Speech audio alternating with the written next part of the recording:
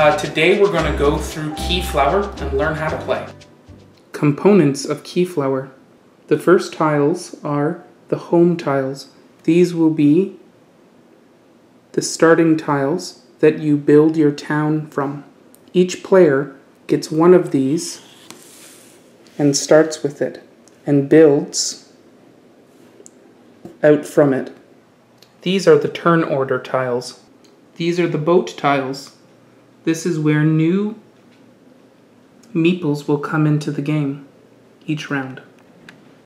In the game, you will be able to get skill tiles, which will allow you to do certain actions. Like in every good Euro game, there are resources. This is stone, this is wood, this is iron, and this is gold. Gold is a special resource that can be exchanged for any of the other three resources. Each player has a player screen to hide their meeples and their resources. There are different colored meeples and special green meeples. There are 4 rounds in Keyflower: spring, summer, autumn, and finally winter. The first season is spring. Spring is indicated by this symbol. The second season will be summer, indicated by this symbol. Also in summer, boats will be introduced. These boats will have ongoing effect for who buys them. Fall, or autumn, which is indicated by this symbol. Finally, winter, which is the last round, is indicated by this symbol. There will be different amounts of tiles used for different games with different players. This is in your rule book. For instance, in a 6-player game, there'll be 6 home tiles, obviously, 6 boats, 4 turn order, 10 spring, summer, and autumn tiles for each round. Winter tiles per player is 2, which means that each player gets 2 winter tiles and keeps them hidden from the other players until the rest of the game. That means that there will be, at the last round, winter, 6 to 12 tiles laid out. Let's talk a little bit more about setup. For instance, in a 5-player game, we are going to use 5 boats. The 5 boats that are going to be utilized are indicated by the symbols here.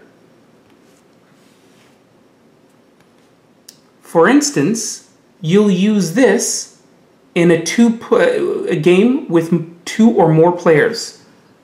This tile will be only used for a game with 6 or more players. In a 5-player game, everybody is going to be able to choose randomly, we're going to shuffle these up, randomly 2 winter tiles that they are going to secretly keep hidden away. Winter tiles give bonuses for end game. For instance, for every 2 green meeple you have, you will get 2 points at the end of the game. Now, other players might be able to buy these in the last round, but you have an advantage because you know what will score you points for 2 different things. In the first round, we will be using spring tiles. For instance, in a 5-player game, we will be using 9 of these, which we will randomly shuffle up and place on the board. Turn order tiles will also be placed out, depending on the symbols here. Let's do a setup for a 3-player game. First, we are going to remove the boats that we don't need. 3-player game. That means we do not need these boats. We're only going to use 3 boats.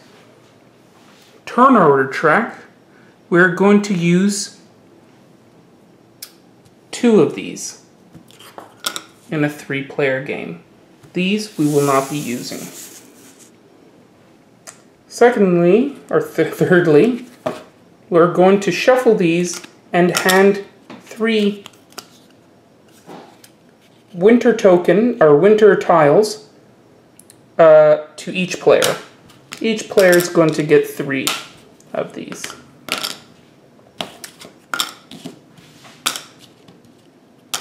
The rest go away to the box.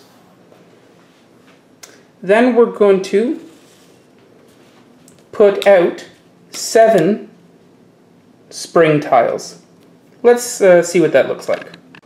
Okay, so this is what the setup looks like for a 3-player game. We've got our spring tiles out, we've got our boats, and we've got a home tile for each player, and the 3, this should be over like that, the 3 winter tiles that are going to be points for the end of the game that each player has secretly. Okay, and there's the other one. Next, we're going to fill the boats up with this handy dandy bag, and each boat will get meeples that correspond with the indicated meeple symbols on the actual boat. Also, on the boats, we've now got it all laid out. They also have these skill tokens that we put out. So the first boat gets 2 face up. Second boat gets 1 and another 1. And these are randomly drawn. Okay, and then each player is going to draw 8 workers and put them behind their screen, hidden. So 1, 2, 3, 4, 5, 6, 7, 8. Wow. So just blue and red for me. But that's let's give everybody else some. The person that received the lowest number home tile will get the purple start player, and they'll start first. Okay, so that finishes up the setup. So let's look at the rules of play. Okay, so let's talk about the actions that you can do on your turn. You can take a set of same colored, or 1 meeple, or multiple meeples to do an action. And there are 2 actions. You can utilize a tile, your tile. Your actual town will grow, and you can utilize different tiles. Somebody else's tiles, or tiles on the board. You could use 1, 2, or 3. Or you could bid to get this tile and add it to your town.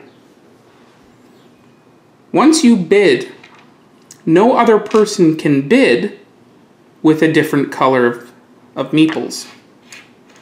So the next bidder, let's say if wanted to challenge that bid, could bid 3 meeples. It has to be 1 more than the previous bid, but not excluded to 1 more.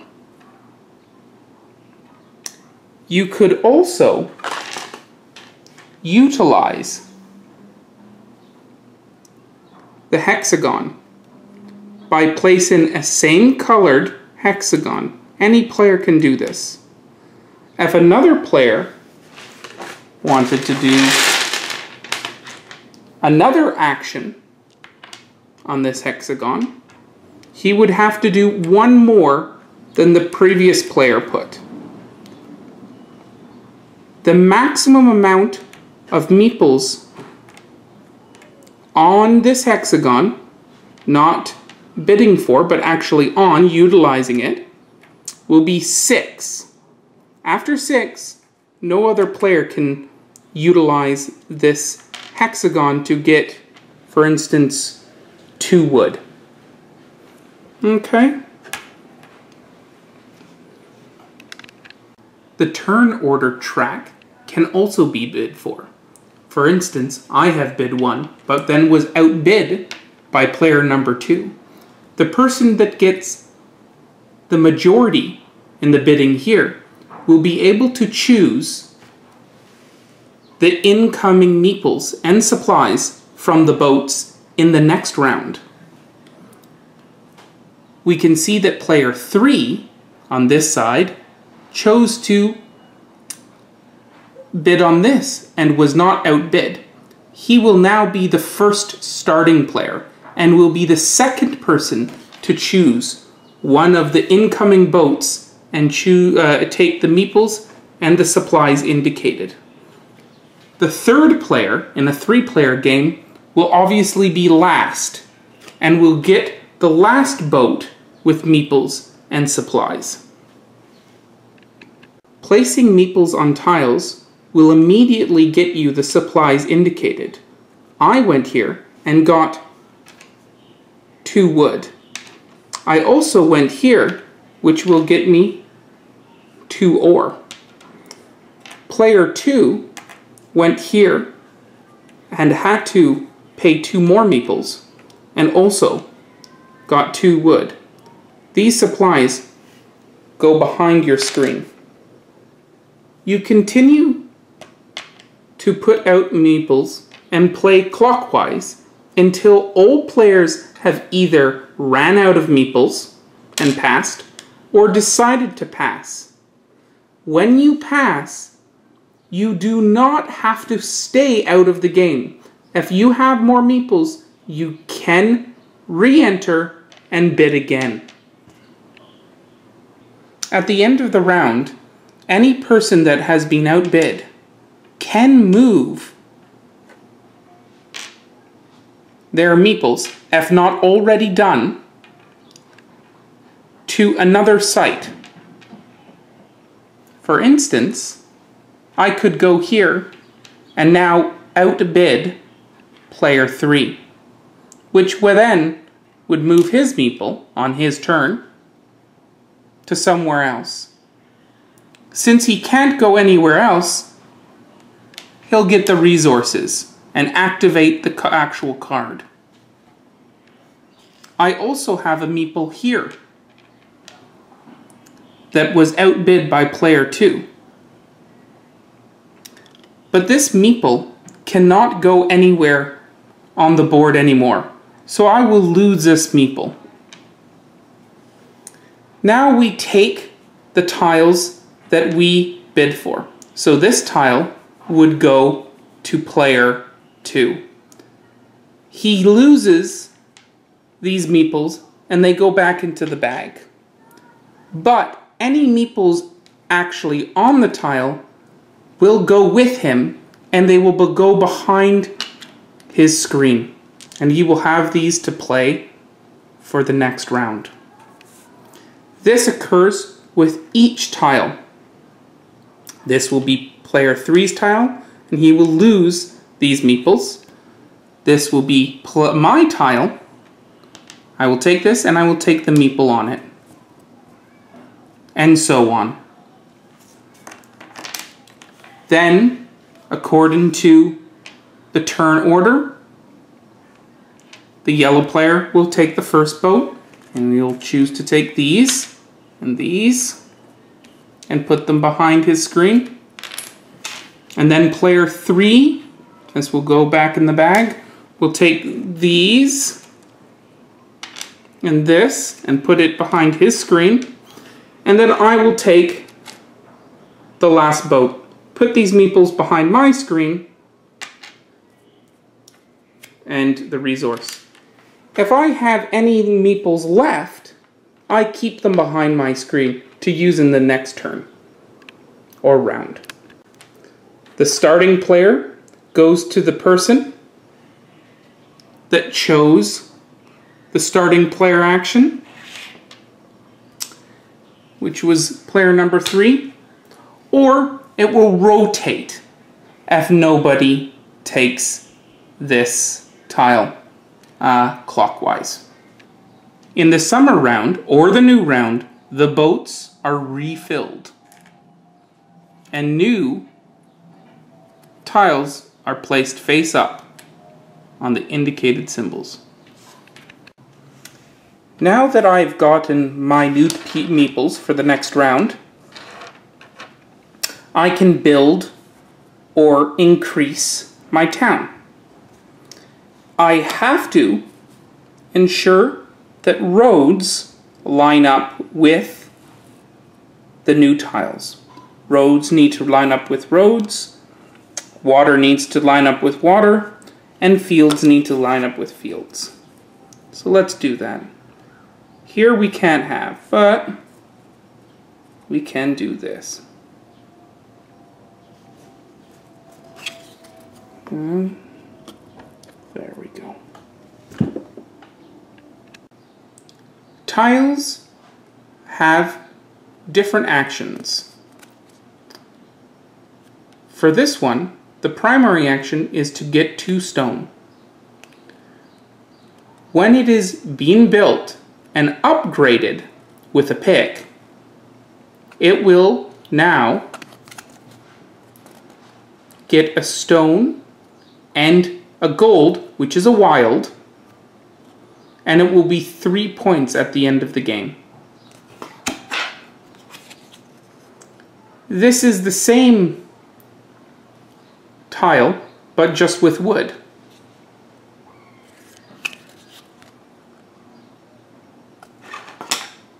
And again, with ore.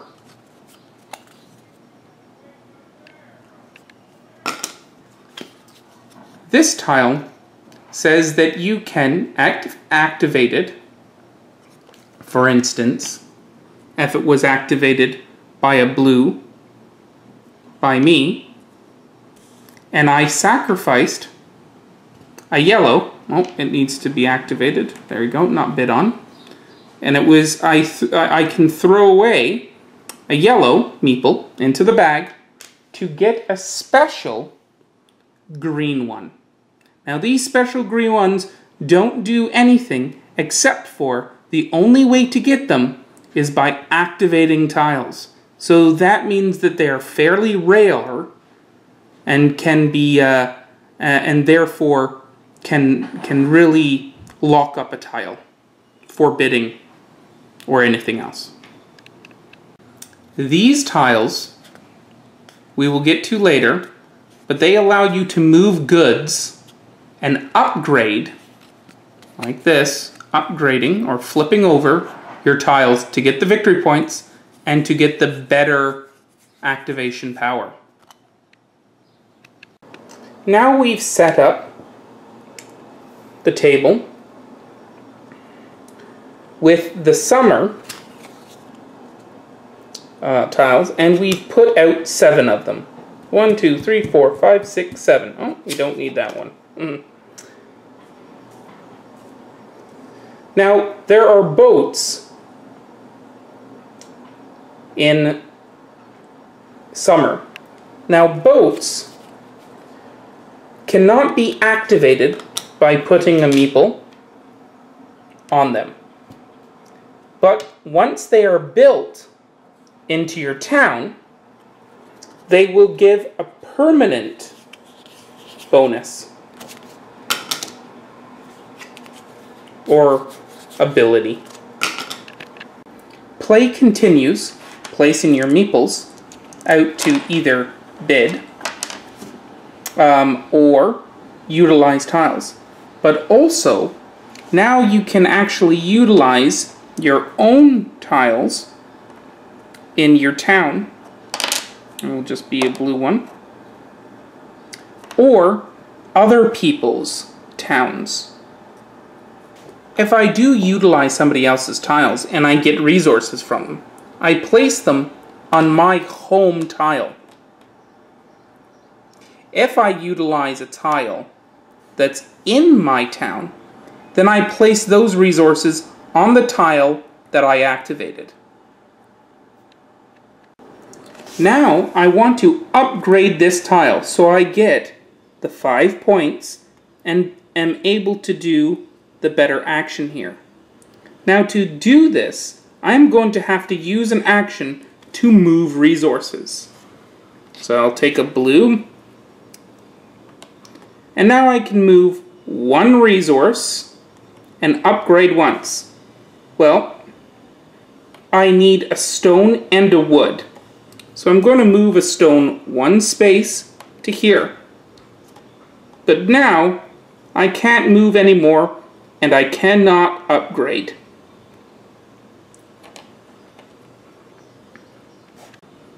On my second turn, I'm going to use this again to bring over a wood from here so I can upgrade this tile. And I'll be able to upgrade it because the upgrade symbol is there. Now, alternatively, what I could have done instead of using 2 moves is I could have used one move here to move these 2 resources here and here, and then upgraded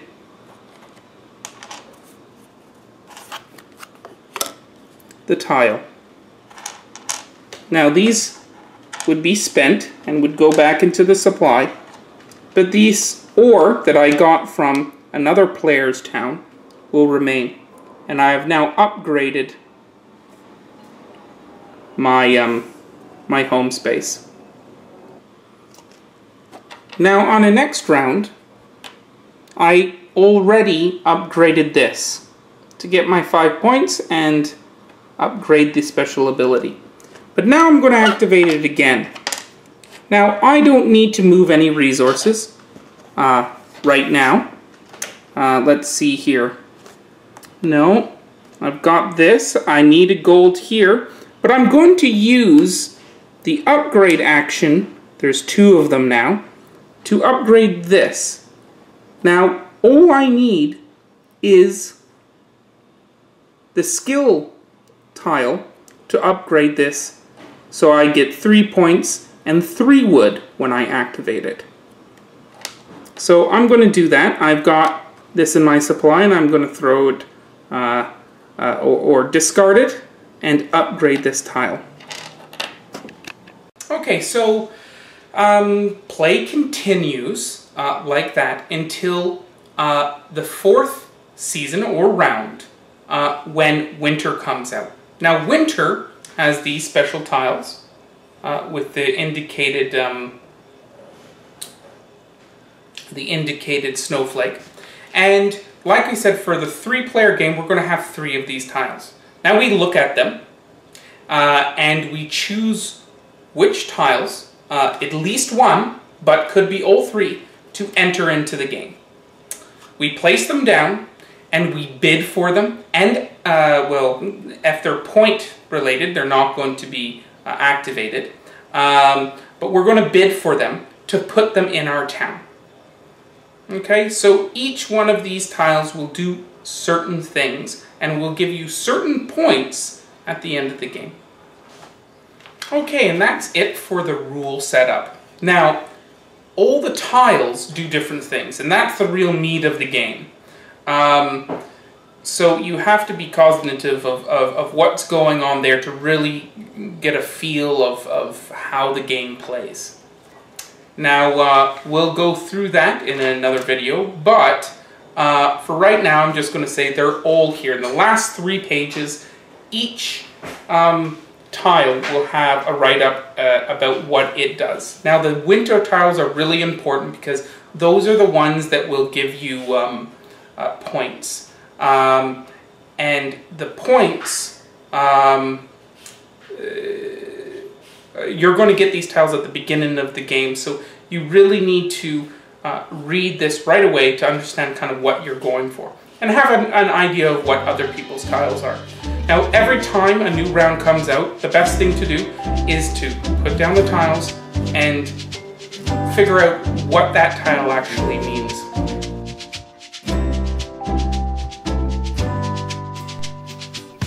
Well, that's it for the Keyflower walkthrough.